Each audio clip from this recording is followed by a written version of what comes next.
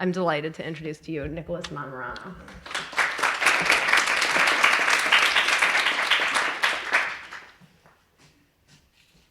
Thank you so much. Thank you for coming, and thank you for that introduction. I'm going to talk a little bit about the self-help guru, and then we'll get to some other things. But as you were talking, Rachel, about truth and fiction, I was thinking about how much that matters to me. And I was thinking about a quote I read by Rick Moody. I think he was quoting somebody else. And he was saying how he couldn't read anything that had the stench of fiction on it. And he's primarily a fiction writer, and so am I. And I was like, yes, I believe. I can't read things that have the stench of fiction. So what does that mean? When you're writing fiction, to have something that doesn't have the stench of fiction, I don't know. But for me, I think it means like there has to be some feeling of emotional authenticity to it. So anyway, that was interesting that you said that. I was glad you said that. I'm going to read some new work tonight, but I don't want to just leave my most recent book off to the side. I want to tell you a little bit about it and read a couple of pages from it. So this is the Book of Why. Came out 2 years ago. It came out in paperback a year ago. And it is about a self-help guru. He's the narrator of the novel. So what I'll do is I'll just read a little bit of it, just so you can get a sense of what his voice is like and what the novel sounds like. And then I just will tell you a couple of things about the book. Maybe you'll be interested in reading it, and then I'll move on to some new stuff. Okay. You are here for a reason. Close your eyes, take a deep breath, and ask yourself, why? What would you like to accomplish today? What would you like to change about your life? Maybe you're drowning in debt. Maybe you're stuck in a stressful, unrewarding job. Maybe you've chosen a career you know isn't your true calling. Maybe your marriage is falling apart. Maybe you're estranged from your children or your parents. Maybe you're battling an addiction or a serious illness. Maybe you're happy but want to be happier. If any of these are true, you've come to the right place. No need to move for the next 2 hours. The only shift will take place inside you. You have creative control over your own experience. You have the power to change your life, to revise the story you've been telling yourself consciously or subconsciously for years, or to write a new story entirely. This transformation begins now with your next thought. In this room today, there's no such thing as the past. By focusing on the present, by recognizing your conditioned way of thinking and reprogramming your default settings, you will create a future without limits. Write this down and underline it. Happiness is an inside job. Let me say that again. Happiness is an inside job. Happiness doesn't depend on what anyone else is doing. It doesn't depend on circumstances. If only this would happen, I'd be happy. If only that would happen, I'd be happy. No more excuses. Happiness is an inside job. Your mind is the ultimate gift giver. You need to understand we live in an abundant universe. The universe is listening to your every thought. You are always broadcasting a signal to the universe, and this signal, this wave of energy, will always return to you. Every request is granted. There are no accidents in this universe, only laws, and ignorance of the law is no excuse. So that's just a little taste of what the narrator of this novel, Eric Newborn, sounds like. There are these italicized passages throughout the novel where we get to hear some of his motivational speaking. He's a best-selling self-help author and motivational speaker, and he's changed the lives of millions of people. And yet, when he has a crisis in his life where his wife becomes ill, and he believes she can heal herself with positive thinking, and she does not believe that, it kind of creates a little natural narrative drama going on in the novel. So one other thing I wanted to say about that is I used to give readings from this novel when it first came out, where I would just come up to the podium, and I wouldn't say anything. I would just start launching into this stuff. And I could see the looks on people's faces in the audience, and they'd be turning to each other, what's going on here? And quite a few people thought they were in the wrong reading. And several times people came up to me and said so. And this one writer, Bob Shakokis, was in the audience, and he came up after the reading and he was like, "That was a great reading, man. That was so great. I totally believed you were giving a self-help reading." I mean, I turned to Susan Cheever next to me and I said, "Who is this asshole?" You know? So it was like this good compliment, but also not like a compliment. But when he said that to me, I really, something struck me about that, which is that the challenge of this book for me was, how do I present a self-help author who believes some of these things and not get this polarized response, where somebody who thinks self-help books are bullshit, like Bob clearly did, would think, oh, this guy's an asshole, right? And how do I get somebody who's totally into self-help books to question them? And I think that was the real challenge of this book. Anecdotally, what I can say from readers I've heard from about this book, the people who came to the book thinking self-help was just a bunch of BS, eventually found their way to empathize for this particular man and why he came to believe this and how it was so harrowing for him when his wife became sick. The people who came to this book who were really entrenched in the self-help world didn't quite get to that place, which I find really interesting. I would get letters from people who would say, I bought your book and I was really, really interested in it, but there wasn't enough self-help in it. I was really disappointed it wasn't a self-help book. So I was confused by those letters. But the first sentence of the book is this is a self-help book. So maybe that threw them off a little bit. But I thought that was interesting. And then also got letters from people who made important life decisions based on this book, based on the ideas that the narrator is espousing in the book, which of course the book is questioning, right? Also alarming to get those kinds of letters. And then finally I got letters from some people who were suggesting that I really needed to find Christ. Nothing against Christ, but that was also kind of unusual reactions to the book. So that's what the book is about. It's about a guy who believes these things, and then suddenly, when faced with it in his own life, despite helping millions of people change their lives, he doesn't know what to believe anymore when his wife gets sick. So just wanted to give that a couple of moments. Hold it up. There's a dog on the cover. People like dogs. There was not a dog on the hardback. There's a dog on the paperback, so that must mean something. There is a dog in the book. There is a dog in the book. I get a lot of letters about the dog, how much people like the dog. All right, so now we're going to make a switch from self-help to sex. Hope that's okay with you guys. Even if it's not, we're making that transition from self-help to sex. It's pretty close to Valentine's Day. 50 Shades of Grey is playing, right? So why not? So I'm going to read some stuff from a new collection of short stories. Okay. So I'm going to warm up with a very, very short story that opens this new collection. And then I'll tell you about it after I read it. So this is called Other Bodies. I did not love her. I dominated her. My body dominated her body. My words dominated her body.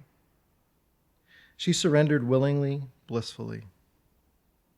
I loved to dominate her body so much, so entirely, in all the ways I could think of with my body and words, that I came to love her, I think, in a way. And once I loved her, or might have, I lost the desire to dominate her in the ways I had. I tried to pretend that I didn't love her in my own way, or that she didn't love me in her own way, or that we hadn't come to know each other not only with our bodies, but in the other ways you come to know and love someone. I closed my eyes and pretended that she was someone I did not maybe love and who did not maybe love me. But I could not disguise my voice when my words dominated her, nor could she disguise hers when she submitted, because these were the same voices that exchanged loving words sometimes when my body was not dominating hers. We tried to do only what our bodies did so well. We would not drink wine together or read the paper. We would say nothing beyond the words I said to dominate her and the words she said in submission. We would not say, "How have you been? Have you lost weight?" We would not say, "I like your hair, your new shoes." We would not say, "When will I see you again?" But it was too late. The desire to dominate her body, to pretend, to hurt her, and sometimes hurt her, was dead. And in its place remained only the urge to be kind to her, which was not desire. I still had the desire, stronger than ever, to dominate somebody's body with my own and with my words, but no longer hers. I would keep finding it, though, the part of her I dominated. I would see something in a woman's eye, a desire and a fear of that desire that reminded me of something I had seen in her eyes, or the way a woman held herself, closed up, afraid, that reminded me of her. By then, I was no longer looking for her, but for it, whatever we had created when my body dominated hers, before I came to love her in a way, and she had come to love me in a way. If only I were enough for myself, I would not need to look. If only I can control myself the way I control others, there would not be this need, always this need for other bodies. So that's a little short that opens this new collection. The collection is called Like, Love, Lust, and it's about that and other things. So there's 3 stories in the collection called Other Bodies. They have the same title. They're similar style, presumably the same narrator. This one opens the collection. The second one comes at the beginning of the second part of the book, and the third one comes at the third part of the book. So they're staggered throughout the collection. They appear together as one story in the current issue of AGNI. If you want to read the other 2, they're in AGNI magazine now as part 1, part 2, and part 3. Okay, so now I'm going to move on to a slightly longer story from the same collection. It comes right after that in the collection, and it's called Like, Love. So I'll tell you a little bit about that, and then I'll read it. So it's not too long. It'll take me about 20 to 25 minutes to read this story. And the first part of the book is 4 stories all about the same character named Andrew, who is a recovering sex addict. So you get to see this from different angles. So in one of the stories, he's in recovery. Another story, he's a kid, so you get to see what his childhood was like. And in other stories, like the one I'm going to read, he's kind of more in the middle of a crisis. So that's what this story is. Like Love. I find it hard sometimes to follow characters' names in a reading, so I'll just tell you, the guy's name is Andrew. His wife's name is Harper. They have a son, Will, and they have a dog, Juno. And they're in this crisis, and Andrew has decided, let's get the hell out of town, like our lives are imploding. Like Love. The car in front of their house, windows down. Harper wearing dark sunglasses in the front passenger seat, Will and Juno in the back. Bikes on the top rack. Not quite ready to leave, but leaving. Andrew took the photo while standing in the street. He almost deleted it from his phone, but realized that it might be their last vacation as a family. They'd splurged on the bikes and the vacation house, even though they were already bleeding money. Couples therapy, lawyers, extended daycare for Will so they could talk openly. Andrew bought his bike after he'd moved out. He rode it home every day, even through thunderstorms, to see Will.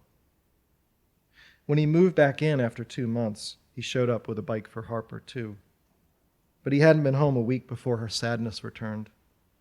It had been Andrew's idea, a desperate one, to get the hell out of town, away from everything.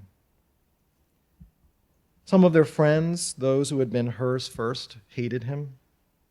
That was one reason he didn't post the photo. They wouldn't have dared like or comment on anything he'd ever post, not even photos of Will and Juno, toddler and dog, usually very high on the likability scale. He hadn't logged onto Facebook in 3 weeks, and his goal was to eliminate it from his life entirely. Besides, Andrew thought as he began the 5-hour drive to the Berkshires, no photo could ever capture the truth of this moment. His fear, and probably Harper's, that by the time they returned home to Philadelphia, they would be a family in name only. The first photo Harper posted wasn't the house, a small cape with a swing on the front porch, nor the cabin up the hill where Andrew could write and Harper could paint, with 2 desks, a small bed, and a wood-burning stove, nor the long dirt road that led to the house, nor the woods that extended for miles behind the cabin. The first photo was the creek. Harper holding Will in the creek, Juno lowering her belly into the water. Andrew, standing on the creek bank, had taken a dozen photos. He deleted 3 because Harper's eyes were closed, 2 because Will wasn't looking at the camera, another 3 because either Harper or Will wasn't smiling, and 1 because Juno had wandered away. He wanted her in the photo. Everyone loved Juno. And he was left with 2 good ones. He chose the one in which Harper looked happiest. Her mouth was smiling in both, but her eyes only in one. He'd taken that one right after slipping on a rock and almost falling into the water. Harper was a sucker for pratfalls. She loved Andrew best when he wasn't so serious, when he wasn't afraid not to look good, when he went out with bedhead, when he took off his shirt and didn't suck in his stomach. He had used her phone. He didn't feel comfortable using his own and kept only the best photo. After much internal debate, Harper decided to post it. By morning, 60 people had liked the photo. One friend commented, "You guys look beautiful as always." Another wrote, "Where are you? Everything good?" Andrew's sister wrote, "I'm thinking of you guys every day." The only photos they could take of all 3 of them, 4 counting Juno, were selfies. Harper or Andrew extending the phone as far as possible, its screen becoming a mirror upon which they could adjust their expressions to reflect what they were feeling or what they wanted others to think they were feeling. There was no background in these photos, no context other than what might be gleaned from their faces. Because Andrew had longer arms, he was usually the one to hold the phone, but his holding the phone this way reminded him, and certainly must have reminded Harper, if her expression was any indication, that he'd taken close-ups of himself like this and had posted them expressly for someone else to like and comment on. "Your eyes," one woman had written to him in a private message. "I want to see you. I want you to tell me exactly what to do." It was better than any drug, the high of a new message, another, back and forth, the anticipation of what she might say. Later, in dark rooms lit only by the light from his phone, when he'd refreshed his inbox over and over, yet it remained empty, came the crash of guilt, then withdrawal. And so he sent more, and not just to her.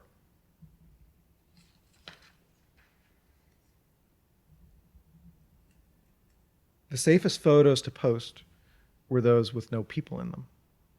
Juno sleeping in the grass, orange and yellow beets they'd bought at a farmer's market, and then the beet and goat cheese salad they made for dinner. The breathtaking view during a morning hike, fields of wild grass shrouded in fog, mountains in the distance. The waterfall they hiked to every few days with a picnic lunch. What they brought for lunch, grapes and apples and cheese. Their shoes removed, set atop a rock overlooking the falls. Sheep at the sheep herding farm they visited. Lambs lazing in their pens under huge whirring fans. Vanilla ice cream dripping from a cone onto Will's hand. The photo Andrew took of Harper and Will sitting next to him at a 3D movie they saw one stormy afternoon during their second week away. 50 likes. More popular, over 100 likes, was Harper biking through the woods, wearing huge shades, her curly hair blowing behind her, Will in the child seat also wearing sunglasses. Coasting too close behind them, trying to steady the phone to get the photo, Andrew had almost crashed into them. He turned at the last moment and fell, scraping up his knee, but at least he hadn't hurt them. The photo was one of his favorites. One friend commented, "You look gorgeous." Another wrote, "You're a rock star, baby." Another wrote, "I love you, hang in there." Having read this, someone else wrote, "What happened? Everything okay?" Even more popular, 120 likes and 27 comments, was the photo of Will's butt, shorts at his ankles as he peed on the flowers in the garden that bordered the house. "I do that all the time," someone commented. And someone else wrote, "Willpower."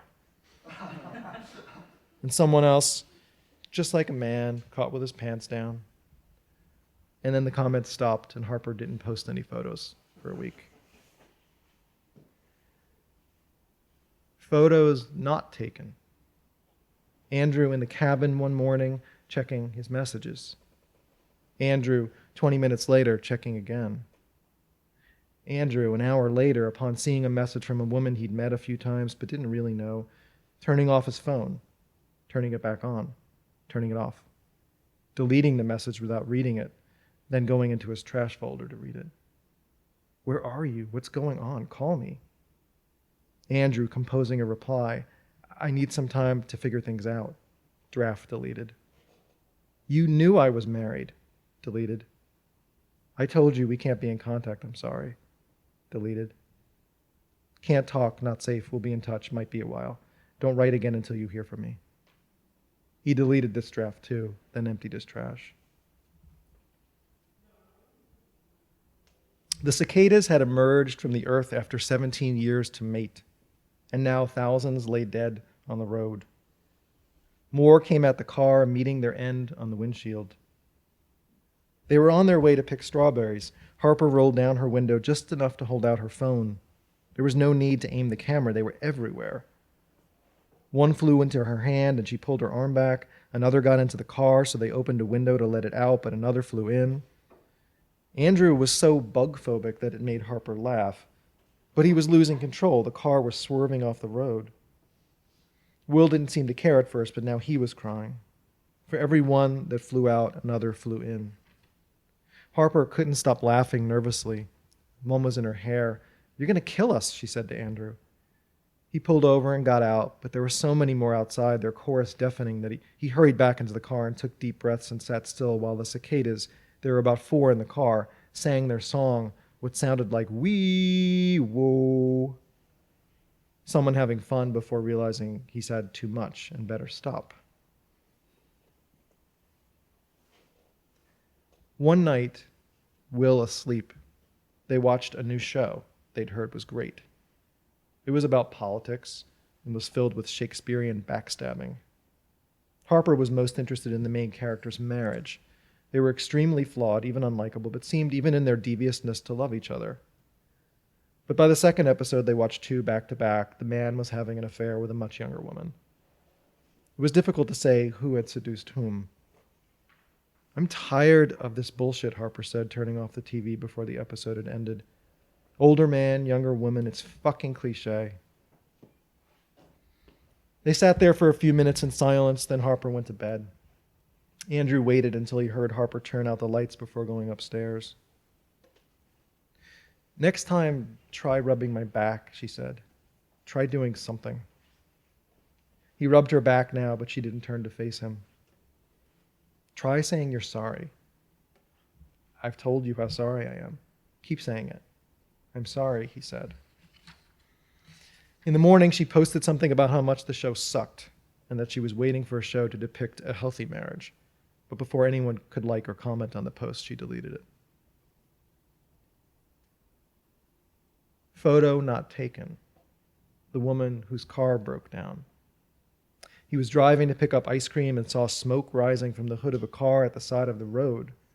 He drove past, glancing at her. He stopped, backed up until his car was beside hers. She was about half his age, maybe 20, long dark hair, full lips, something Asian in her features. She stepped out of the car. She was wearing a light blue shirt, white shorts, sandals. She had tan, muscular legs. He asked if she needed help. I don't know what happened, she said. I guess it's overheating or something. Do you need to use my phone? I just called a friend. He asked if she wanted him to wait with her or look under the hood, even though he knew close to nothing about cars. Thanks, she said, but someone should be here soon. Good luck, he said. And she smiled and said, thanks for stopping. And he said, no problem. And for the next 20 minutes, he thought about her, playing out in his mind alternate realities in which he'd be able to fuck her. He brought ice cream home to Harper and Will, and now and again the woman floated back into his mind. He tried to push her away. The next day, too, a few times, and once briefly a week later, when he drove past where he'd seen her, he tried to push her away.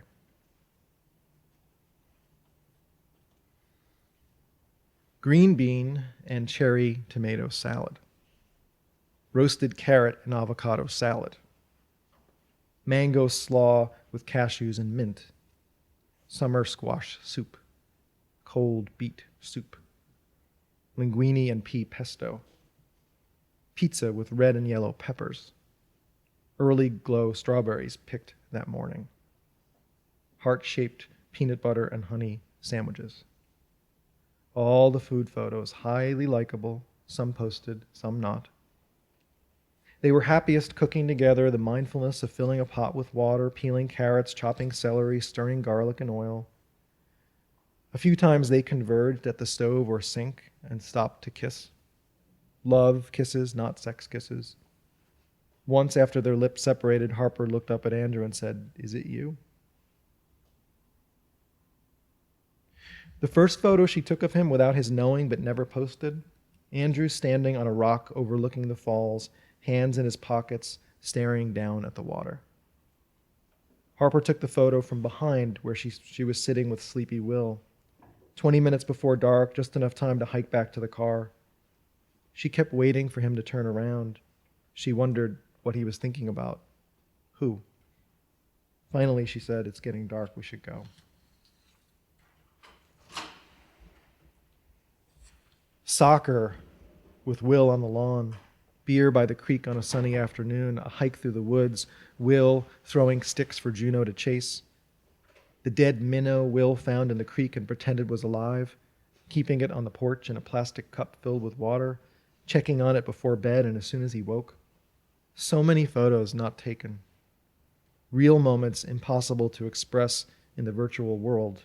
No likes necessary, no comments. An outdoor fire on a surprisingly chilly night, sleeping in a tent on the lawn, just enough room for Andrew and Harper side by side, Will on top of them, Juno just outside the tent on the grass. Will playing the new game he'd made up, touching Andrew's nose and saying, "Boop, you're Will." Then touching his own nose and saying, "Boop, I'm Andrew." Then turning to Harper and saying, "I love you, you're the best Harper ever in the whole wide world."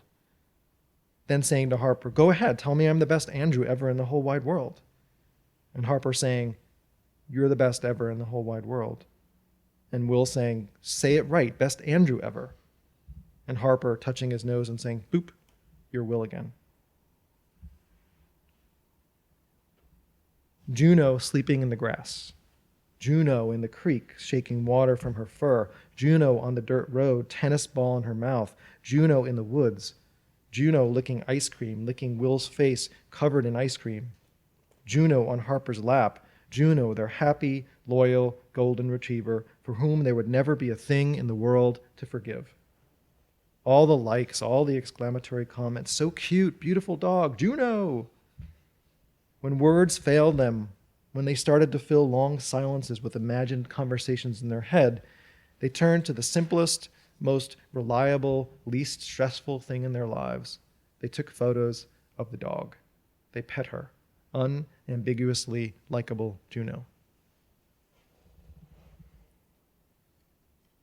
3 days before they were to leave for home, uncertain about what awaited them there, she went missing. 10 in good health for her age, but going deaf. They walked through the woods behind the cabin and called her name. They took turns, one of them staying at the house with Will in case Juno came back. They clapped for her until their hands were sore. She'd been gone 4, 5, 6 hours. Soon it would be dark. It had been raining all day, and now the storm was picking up, thunder, flashes of lightning. Andrew kept looking despite his fear of the dark. He wore a hooded jacket to keep away the bugs as much as the rain. He nearly walked into a barbed wire fence extending from tree to divide properties.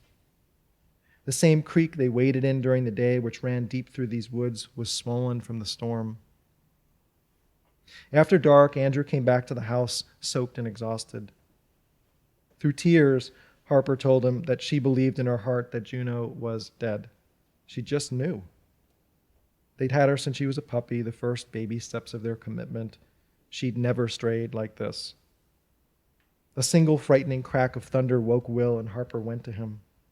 Andrew stared out the window through his reflection at the dark night and imagined Juno out there. Maybe Harper was right. Maybe Juno had wandered away, as animals sometimes do, to die. After a night of short, restless bursts of sleep, they spent the morning posting photos of Juno in the small town a half-mile away. They went to the other houses off the dirt road, there were only 4, and brought photos of Juno. They called the SPCA, but no one had found her. Andrew kept looking in the woods a few hours, back for water and a brief rest, out again. He felt sure that he'd gone over the same ground 2 or 3 times, but didn't care. At the end of his second day looking, as another storm approached, Andrew, alone in the woods, broke down. He sat on the stump of a dead tree and finally let go. He took out his phone, turned on the camera, and watched himself cry.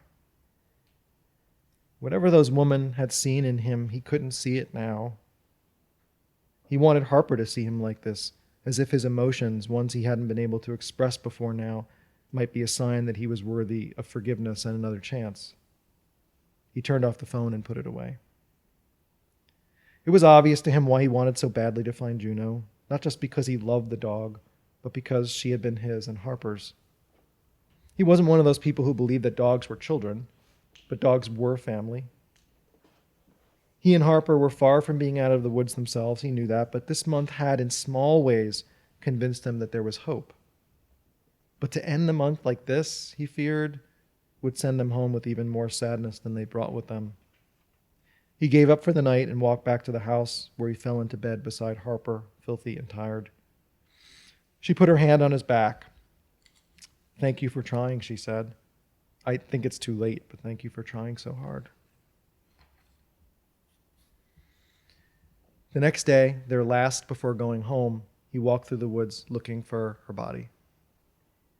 Everywhere he turned, he expected to see it. He imagined finding her near the barbed wire fence, her side ripped open, or her body torn apart by a coyote, or drowned in the swollen, rushing creek. Maybe worse, he might never find her. They'd have to drive home the next day without her, wondering what had happened to her, and if maybe she was still alive somewhere. Andrew asked the owner of the house if it was available for another week. They had just enough room on their credit card, but the house had already been rented. Andrew tried to convince Harper that they should find another house nearby to rent, or stay in a hotel, anything rather than leaving without Juno. But she shook her head and said, "I know my dog, she's gone." He'd heard it. My dog, not our dog. And that was okay. He'd done enough hurtful things that he could handle the wrong pronoun. But before he went out again to look, probably for the last time, Harper said to him, "I'm sorry I said that. She's ours. She'll always be ours." He was dizzy. He realized he hadn't had any water all day. He walked up a steep hill and over fallen trees and through thickly clustered brush to the creek, where he climbed down to the water and drank. He wet his hair and face and neck. He closed his eyes and listened to birds and the rushing creek. And through all this, there was a silence he hadn't experienced in a very long time. He could remember vividly what Juno sounded like when she cried. And the longer he stayed inside the silence, the clearer her cries became. He opened his eyes. He sat perfectly still and listened. He could still hear her. He tried to determine where the cries were coming from, that is, if they weren't coming from inside his head. A single cry came louder up the creek. He ran towards it, if it was her, stopping every so often to listen. He found her in the water. Her coat was matted and she looked scared. When he reached her, he said, "Juno, sweet girl, it's you." He could see under the clear water that one of her back legs was hurt badly. She wasn't putting weight on it, but it didn't look broken. The cold water came up to his thighs. He was so excited to have found her that he slipped on a wet rock and fell in the water. Take it easy, he thought. Don't fuck this up. He was soaked through, and he'd really hurt his back, but he didn't give a damn. Carefully checking Juno's face for signs of pain, he lifted her out of the water. She favored the leg, but could walk. They started back to the house, about a half-mile away.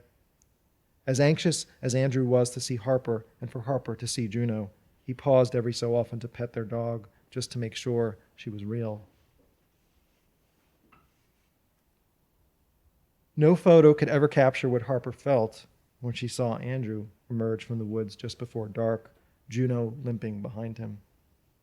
She was supposed to have been packing, but hadn't been able to put a single thing in a single bag.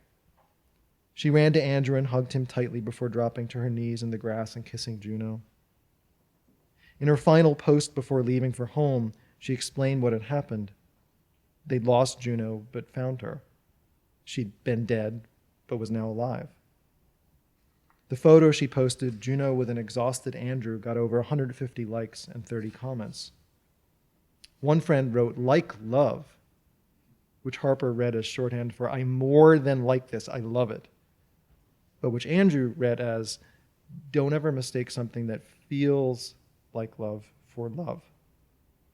The more he thought about it, and he thought about it often, it became an imperative, a prayer, all he needed to know and remember. The last photo before they left, never posted, just for them, had been Andrew's idea. Pennies they tossed into the creek for good luck. They would need luck no matter what awaited them. And a few feet away, his phone, which had died when he fell into the creek to free Juno, and which he decided was best to leave behind. Thanks.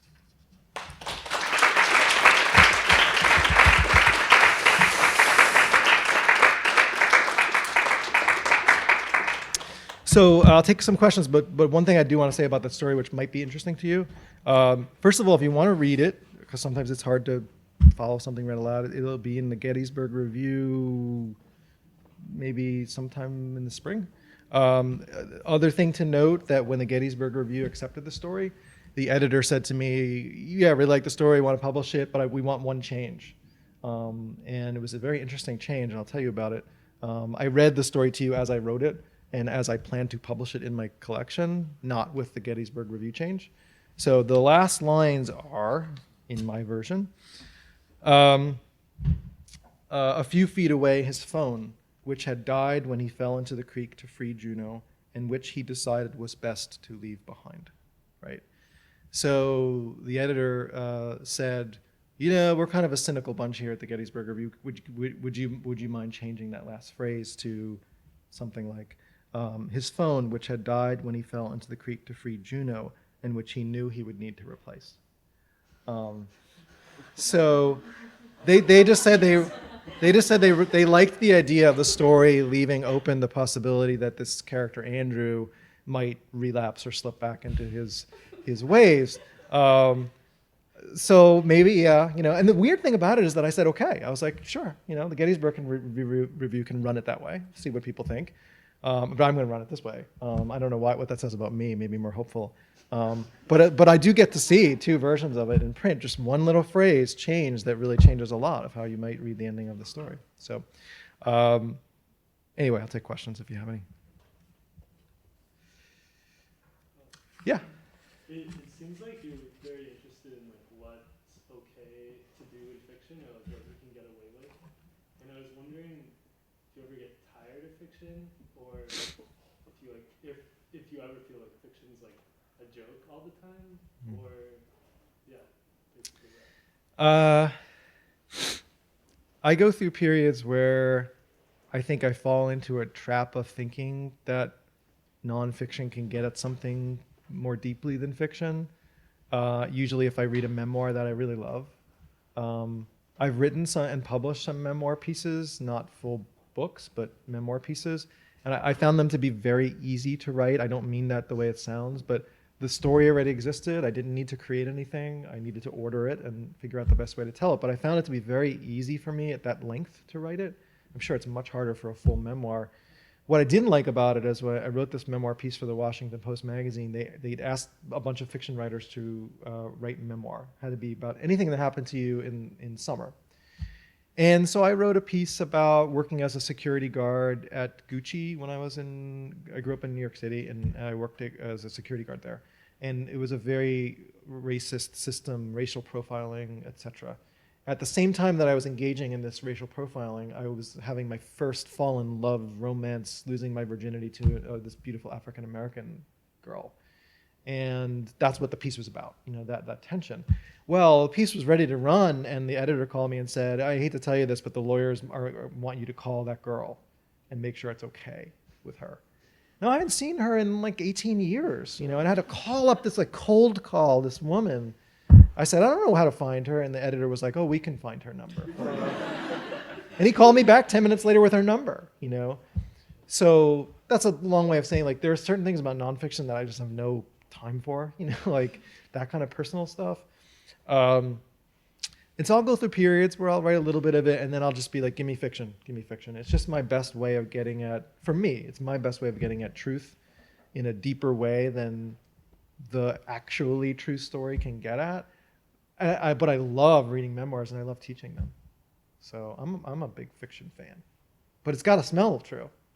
It's got to smell true. I guess what I really found interesting about this piece is that you're taking Facebook, which is a medium that really seems like it's this kind of like roiling thing that's constant, and there's no real plot to it. Like there's always people posting things, and presumably unless you either die or close your account or Facebook shuts down, there's always going to be this like roiling mass of stuff. So it's kind of like how do you take that to fiction, which is kind of a more traditional means that there's a start, a beginning, and things kind of have like a logical build up and progression. Like how do you apply like the internet world to that? Yeah, that's a good question. I mean, for this particular story, for me, I felt like the Facebook stuff was supplementary to the other stuff, and so it didn't have to carry so much weight. And whatever this character had done on Facebook, in my mind, he has not, and throughout these 4 stories that are in the book about him, as I've written them, he has never physically cheated on his wife. It's all virtual shit that he's doing. That's cheating. He's never committed adultery. But in this story, that stuff takes place off the page for the most part. It's not asked to carry the weight of the story. So it's peripheral and supplementary. That was easier for me to do it that way, I think. Yeah. How do you toe the line? I mean, all your stories that are dealt with this. How do you decide to what extent to judge versus forgive your characters? I think I try not to judge them. I try very hard not to judge them. I don't think I necessarily need to forgive them either. I think I need to make them at least sympathetic, which, as I always tell my students, I think people misunderstand what sympathetic characters mean sometimes. It's just like, can you understand this character? Can you at least get how they got to be who they were and how they acted the way they were? That's really the only thing that I'm interested in, is can you understand that this person did this? It goes for the self-help guru. I spend a lot of time on his childhood to make the reader at least understand how he came to believe something that might seem kind of crazy. And I hope that in these 4 stories with this character, Andrew, especially the one that goes back to his childhood, I hope I do a good job of making the reader sympathize with how he came to do things that are not so forgivable, at least not at first. So I don't think I'm doing either of those things, more like sympathy. Yeah. If you can get even to empathy, that's even better. But yeah. What do you makes a piece of fiction seem fake? What do I think makes it seem fake? Oh, so many things. The best way to sum it up, though, is if I feel like the emotions that have driven the writer to write the story, as I can detect them in the writing itself, if those feel false to me, that's what makes something smell like fiction to me. I think you can just tell. If the urgency isn't there, if I'm not feeling it in the prose, if I'm not feeling like this writer had to write this story, to me it smells like fiction. If it feels like the writer was like, if this was the last story they had to write, this was it. If I get that feeling as it comes through in the sentences and the word choices and every decision they make, then I don't even care what relationship it has to reality, as long as it smells real emotionally. So it's about emotions, I think, more than facts, so to speak. Yeah. So when I heard you talk about your experience with the magazine that wanted to change the end, personally that makes me feel like very disgusted, because we're living in such a cynical age, and there's so much sort of, I don't know, like Woody Allen style fiction, like I'm in this relationship and I feel like cheating, it's really depressing, I'll sort of end on a depressing note. It just seems very easy. So I was wondering how you felt about like such a drastic change, and you say like you can kind of live with those two realities existing, and yeah. Well, the first thing I'll say is that for me, the way it ends up in the book is more important to me than the way it ends up in the journal, just because more people are going to read it. And so I can kind of detach myself from it and just out of curiosity be like, I wonder how this will play out with these two endings. I know where I stand emotionally on it. And I think I don't know if evolved is too corny a word, but I feel like I've evolved a little bit as a person and my vision of people and the world. I still think it's a pretty messed up place in so many ways. But when I think of my fiction over the years, I think it's been moving slowly in a direction of, oh, people would read my stories and say, oh my God, that's so dark, you know? And I would say like, oh, but I see a little light in there. And other people couldn't see it. Now I feel like there's a little bit more, especially with the Book of Why. I think it was the book that changed it for me. There's a little bit more light in it, a little bit more hope and optimism, but certainly I would hope not easy optimism or corny optimism, you know? And that's why, at least for this story, like I don't want people to read the story and think like, oh, they found the dog, their marriage is saved. You know, I want them to be like, they're going to need a lot of luck beyond just finding the dog. You know, they're going back to a mess. So it's hopeful, but you know, I do think the Gettysburg Review ending is a little bit more cynical than who I am right now. Yeah. Gets a little old. Would it make a difference if your book and the Gettysburg Review were read by the same amount of people? No, because I kind of see the book as a final word, so I guess it doesn't have to do with numbers as much as the book seems to me to be like the place where the author got to make it the way they wanted to make it and the final vision on it, you know? And I guess when writers are of a certain stature and then they have a collected stories come out, they get another chance if they want, although they don't seem to take it very often. They usually leave things as they are. Yeah. Do you ever, like, since it's your job to depict contemporary life, do you ever worry about like how hard it is to write stories that have Facebook and shit in them? I mean, it might just be because I'm an old fogey. I just feel like so many, I mean, I teach creative writing, so many of my students' stories revolve around social media, and they're just always boring. Yeah. I have to see Yeah. social media story I ever found realistic or convincing or compelling. Yeah. I don't know how you pulled it off, but if you can teach your students to do what you just did, we'd all be better off. Yeah.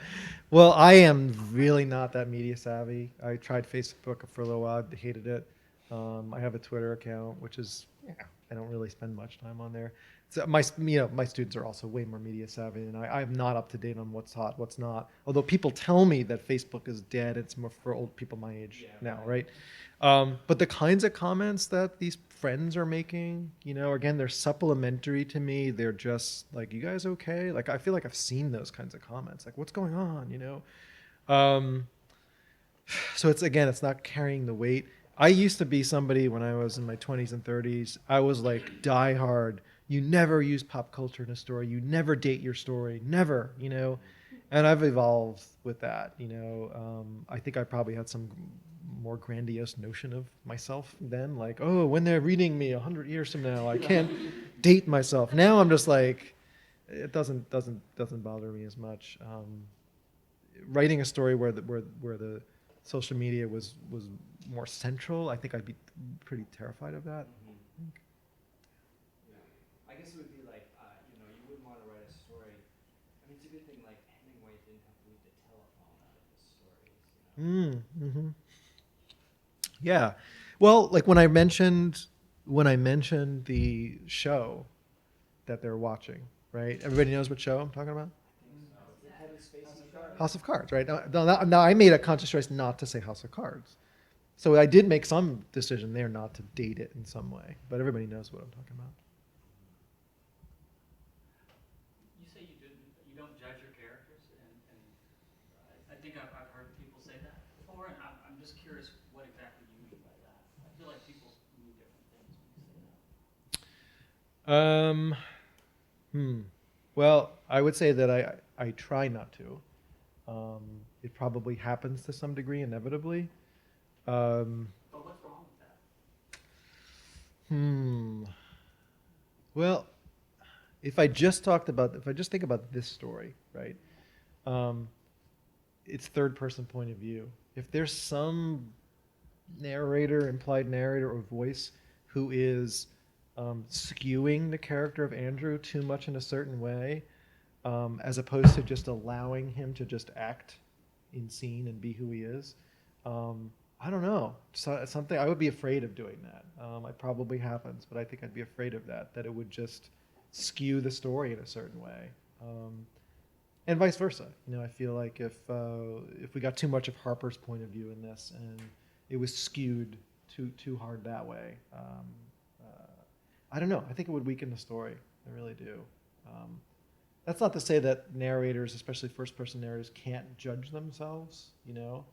I don't want to be judging them. Like, let them judge themselves if they want. I'm sure I've done that.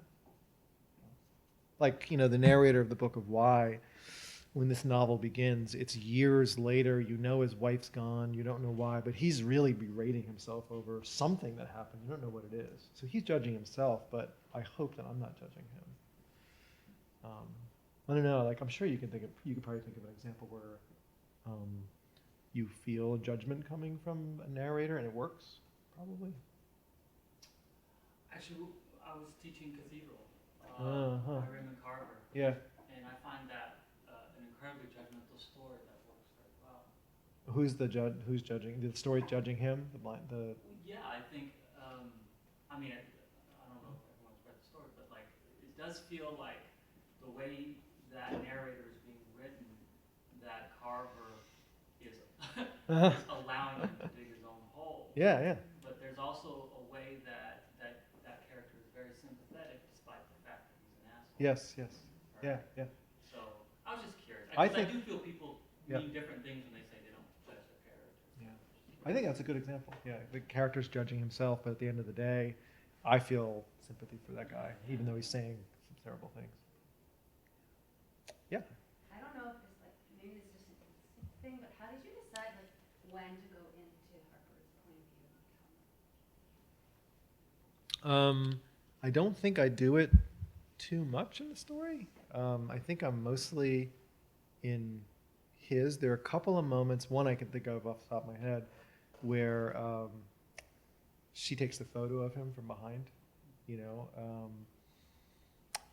I don't know. Some of these things are just instinctual decisions, but I think most of the time we're in his point of view and a couple of dips into hers, and that's one that I can think of. Maybe there are others. Yeah, there's so few that it felt. Yeah. Maybe there are specific reasons. Yeah, I don't know if I came to that moment and I was like, oh, and, consciously I'm thinking about going into her point of view there.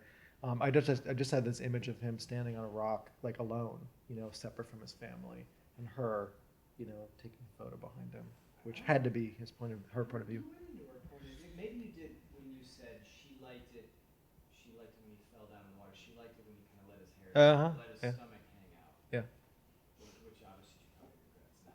I think that was about it. Yeah. Also when he comes out of the wood. Oh yeah. Yeah, it's there too. Yeah. And there's like one, I think there was three. I've been thinking about this a lot this time. Yeah. Yeah, I guess I would normally tell my students, if you switch the third person close point of view to another character's point of view like once, it's probably a mistake. If you do it several times, maybe less of a mistake, but it's few, I think. That's good that you noticed that. Yeah. It was a real treat to listen to you read. When I was reading your short stories, the sentences seemed so rhythmic and they flowed and they were natural and they seemed authentic. But hearing you read your own work, I mean, it's even better. Oh, thank you. And so I'm just curious, there's a tonality to the way you write and read, and I'm just curious how you go about crafting that. Oof. The one thing I can say for myself as a writer that I've learned over the years is that I am really drawn to first-person point of view. My first novel was third person, and the story I read tonight was third person. I have a few others, but I'm really drawn towards first-person point of view as a writer. It just comes natural to me, And when I'm running in first person, voice just takes over and it becomes rhythmic, and I'm just kind of following it, trying to keep up with it. It sounds, to be overly modest, but I almost feel like I'm not writing it. Like I'm just listening to like a radio station that I found with a voice coming through. That's when I feel like writing is easiest and most fun. So maybe the fact that I'm a first person point of view typically helps with that, I think. Yeah. It was so rhythmic, it kind of didn't prepare me for like the heartbreak Mm. that follows, in the substance of the story.